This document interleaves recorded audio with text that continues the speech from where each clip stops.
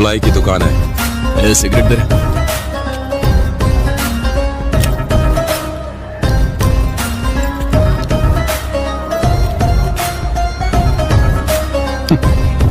वो क्या है ना, मच्छर अगर सोते हुए आदमी को काट ले तो वो हीरो नहीं बन जाता।